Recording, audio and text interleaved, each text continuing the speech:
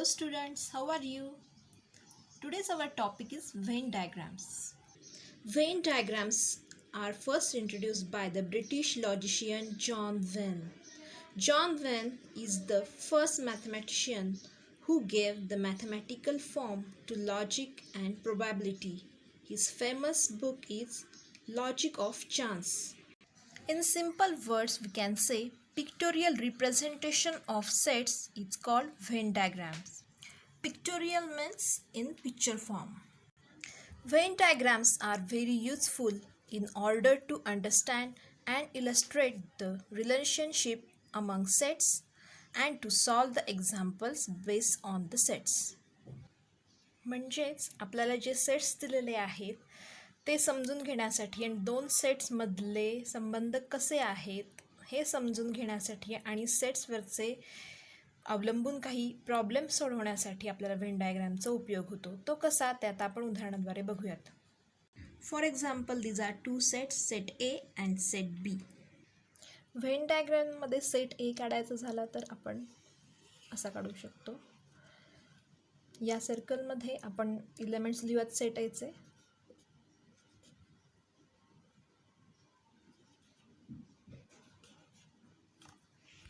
इथे नाव देऊयात सेट ए. तसाच सेट बी काढूयात. त्याचे एलिमेंट आहेत 2 4 5. आता इथे अशी व्हेन डायग्राम काढलेली आहे. याच्यामध्ये सेट ए रिप्रेझेंट केलेला आहे, हा सेट बी आहे. सेट एचे एलिमेंट्स आहेत 1 3 2 4 आणि सेट बीचे एलिमेंट आहेत 2 4 5. पण ह्या दोघांमधले कॉमन जे एलिमेंट आहेत हे दोन आहेत 2 अँड 4. हे दोघेही तुम्हाला व्हेन डायग्राममुळे पटकन लक्षात येतं आहे. असंही येतं, पण व्हेन डायग्रामचा हाच उपयोग आहे की आपल्याला काही गोष्टी पटकन लक्षात येतात. म्हणजेच तुम्हाला कळालेलं असेल की वरच्या सेंटेन्सप्रमाणे कुठलाही सेट इलस्ट्रेट करणे आणि दोन सेटमधलं रिलेशनशिप काय आहे हे व्हेन डायग्राममुळे आपल्याला पटकन लक्षात येते. Simple close figures like square, rectangle, oval, circle are used to represent set. Rectangle is mostly used to represent universal set. These figures are not representing the sets because these figures are not closed.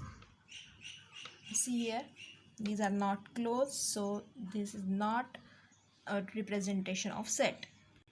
छोटे sets असतील तर आपण फिगर्समध्ये लिहू शकतो, represent करू शकतो. पण असे सेट्स असतील जसं काही set A of all Indians, तर तुम्ही कसं लिहिणार? प्रत्येक इंडियनचं नाव तुम्ही नाही लिहू शकत डायग्रॅममध्ये. तर सेट ए कसा लिहायचा ते आपण पाहूयात. Like this, only write Indian in the circle or any diagram. So everyone understood Venn diagram? So our next point is subset. So subset, if A and B are two given sets and every element of set B is also an element of set A, then B is a subset of A. म्हणजेच A आणि B असे दोन sets आहेत आणि set बी मधला प्रत्येक element हा set एचा सुद्धा एलिमेंट आहे. म्हणूनच अशा वेळेस सेट बी हा सबसेट आहे सेट एचा. सिम्बॉलिकली ते असं लिहितात, बी इज अ सबसेट ऑफ ए. तुम्हाला समजण्यासाठी एक उदाहरण घेऊयात. समजा की तुमच्या वडिलांच्या वडिलांना म्हणजेच तुमच्या आजोबांना 2 मुलं आहेत. म्हणजेच तुमच्या आजोबांच्या फॅमिलीमध्ये दोन्ही मुलांच्या फॅमिली ह्या येतात, म्हणजेच त्या सबसेट आहेत. म्हणजेच तुमच्या आजोबांच्या फॅमिलीचा जो मोठा सेट आहे त्यातलाच अंशतः भाग म्हणजे तुमच्या वडिलांची फॅमिली आणि त्यांच्याच भावाची दुसरी फॅमिली, असे 2 सबसेट एका मोठ्या आजोबांच्या फॅमिलीचे आहेत. आता हा सबसेट व्हेन डायग्रामने कसा रिप्रेझेंट करतात ते पाहूयात. एक्झाम्पल घेऊयात आपण एक. सेट एमध्ये कोणते कोणते एलिमेंट आहेत? 1 2 3 4 5 6 7 8. आणि दुसरा सेट आहे बी, त्याचे एलिमेंट आहे 2 4 6 8. तर बघा 2 4 6 8 हे चारही एलिमेंट सेट एमध्ये सुद्धा आहेत 2 4 6 8. म्हणजेच every element of set B is also an element of set A. याची व्हेन डायग्रॅम अशा प्रकारे काढता येईल. आपण सेट ए हा ओव्हलनी दाखवलेला आहे आणि त्याच्यामध्येच सेट बी दाखवलेला आहे सर्कलनी. तर तुम्ही पाहू शकता की सेट ए मधले सर्व इलेमेंट इथे आहेत, पण सेट ए मधले असलेले आणि सेट बीचा सुद्धा भाग असलेले इलेमेंट सर्कलमध्ये आपण दाखवलेले आहेत, ते म्हणजे 2, 4, 6, 8. This is a representation of subset, means B is a subset of A. Our next example is A is a set of India and B is a set of Maharashtra district like Pune, Satara, Nashik. So here we have to represent in the Venn diagram that B is a subset of A.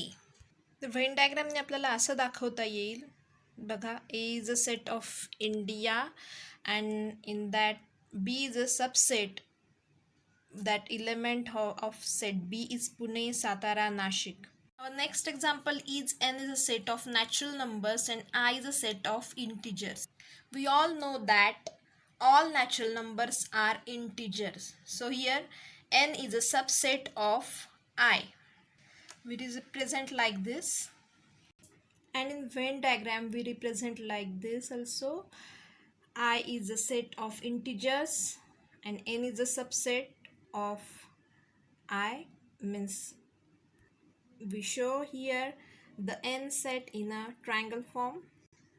This Venn diagram tells us that N is a subset of I, means all natural numbers are subset of integers.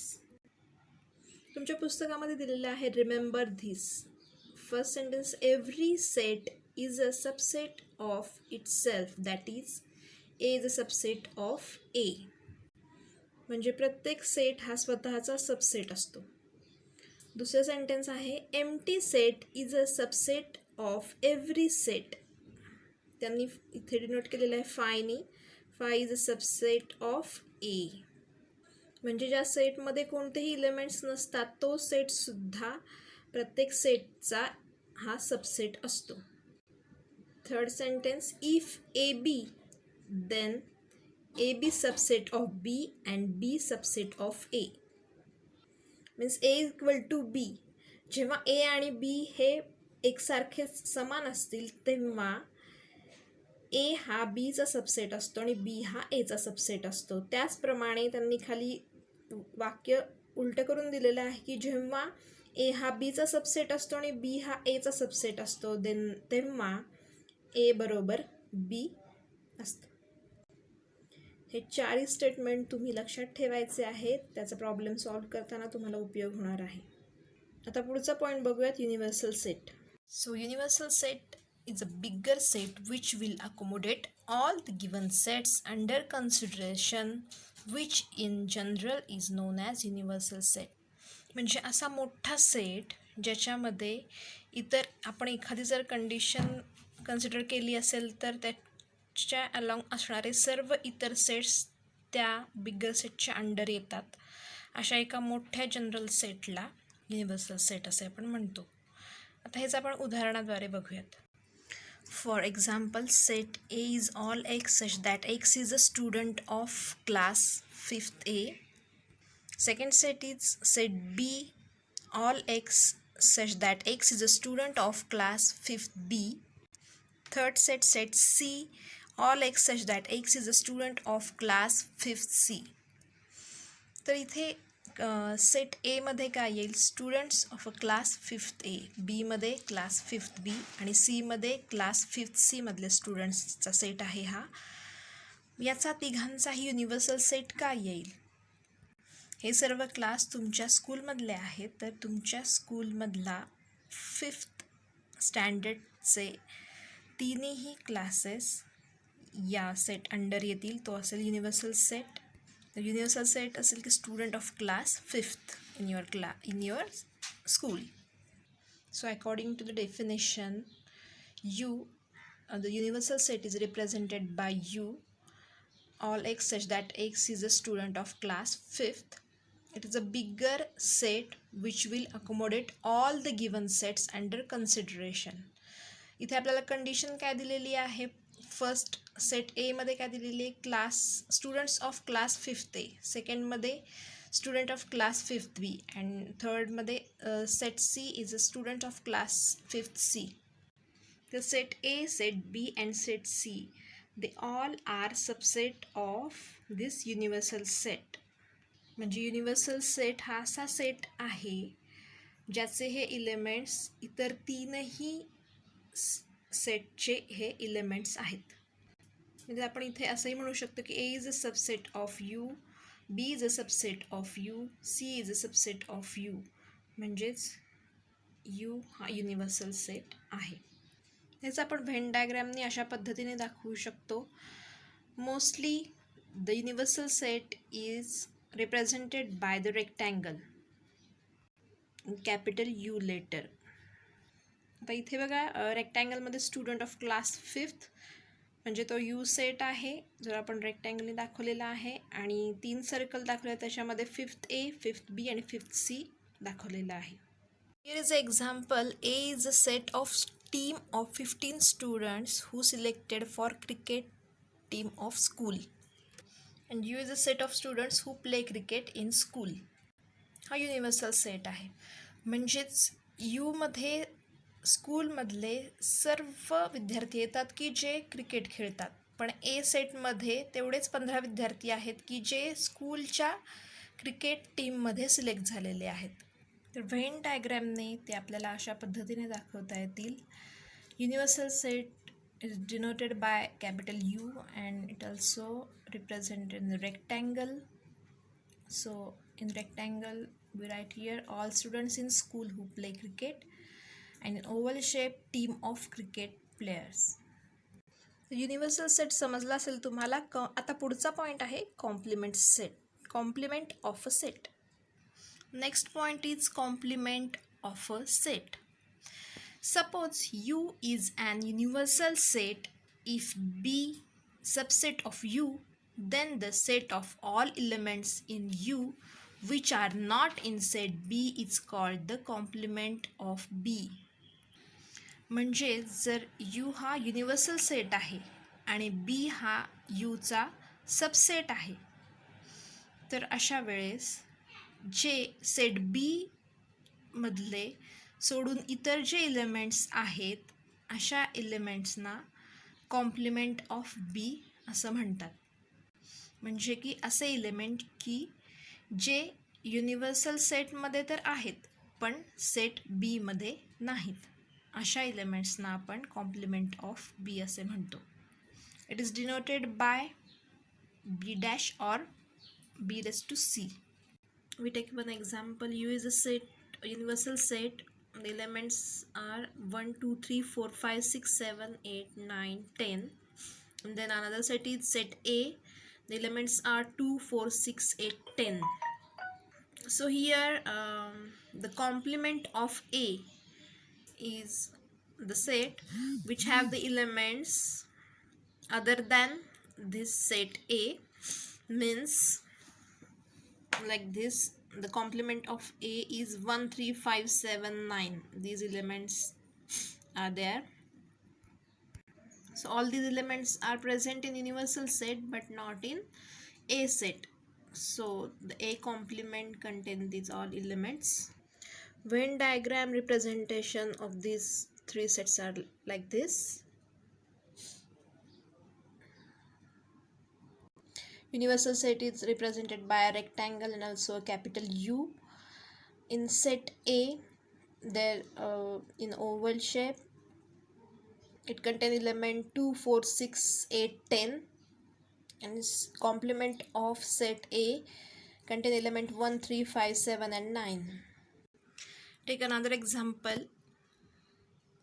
U is a set of all English alphabets, then B is a set of vowels, then B dash means complement of B is the elements are B C D F G H J K L M N P Q R S T V W X Y Z.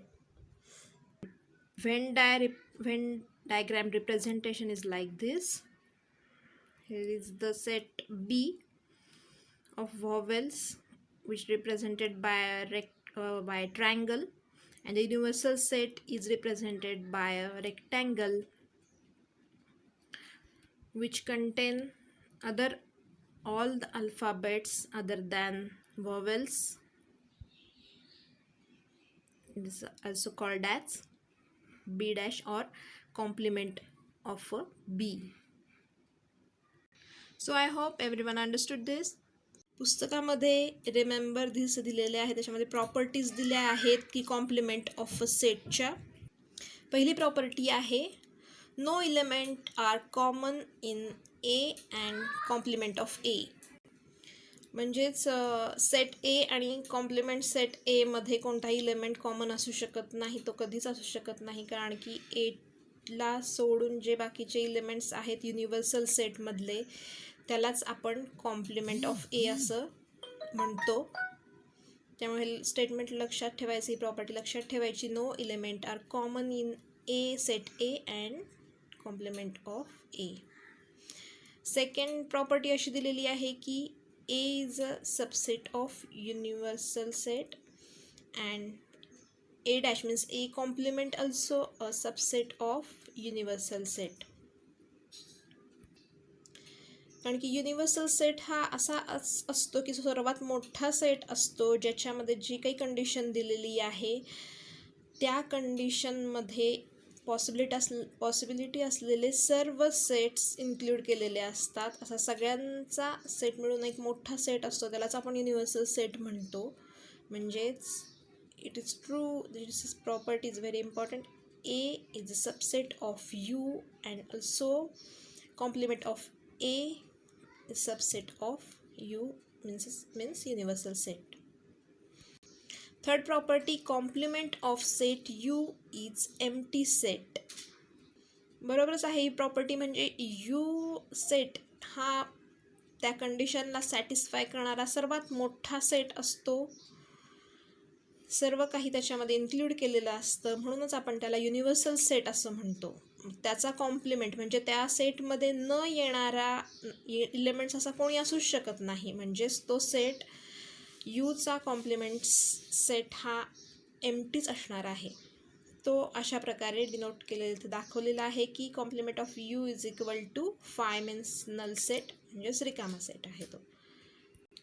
वरच्याच प्रॉपर्टीची opposite property त्यांनी खाली लिहिलेली आहे की complement of empty set is U. म्हणजे कोणताही रिकामा set असेल त्याचा कॉम्प्लिमेंट म्हणजे एम्प्टी सेटमध्ये आधीच काहीही नसतं, तो रिकामा असतं, कोणताही इलेमेंट नसल्यामुळेच आपण त्याला एम्प्टी सेट असं म्हणतो. त्याचा कॉम्प्लिमेंट म्हणजे की ज्या सेटमध्ये सर्व काही आहे दिलेल्या कंडिशनप्रमाणे, म्हणजेच universal set. I hope you all understood all this. Okay, bye.